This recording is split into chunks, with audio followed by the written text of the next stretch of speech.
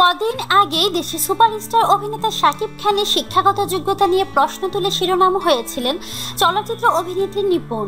এবার দেশে প্রখ্যাত নির্মাতা দেলোয়ার জাহান ঝন্টু যেন নিপুণের বলা বললেই আওড়ালেন।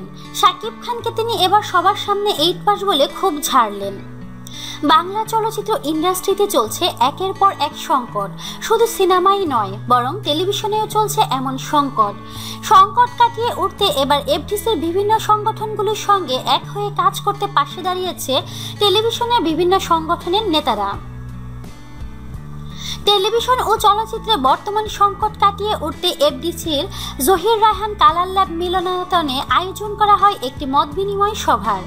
আর এখানেই কথা প্রসঙ্গে সকলের সামনে শাকিব খানকে অশিক্ষিত ও 8 পাস বলে মন্তব্য করেন দেলোয়ার জাহান ঝন্টু।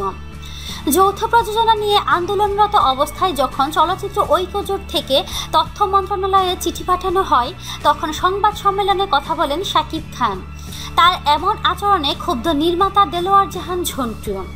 মত বিনিময় সভায় শাকিব খানকে উদ্দেশ্য করে তাই দেলোয়ার জাহান ঝন্টু বলেন, যৌথ নীতিমালা নিয়ে আমরা একটা সিদ্ধান্ত নিয়েছিলাম, কিন্তু সেখানে গিয়ে আমাদের বিরুদ্ধে কথা বলেছে শাকিব খান এবং চলচ্চিত্রের সবাইকে সে স্টুপিড বলেছে।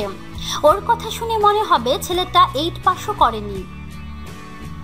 রাজ্জাক ভাই, ফারুক, শাবানা কত বড় সুপারস্টার ছিল, মানুষও তাদের মনে রাখছে বছরের পর বছর ধরে, কিন্তু তারা তো চলচ্চিত্রকে কটাক্ষ করে কখনো কোনো কথা বলেননি।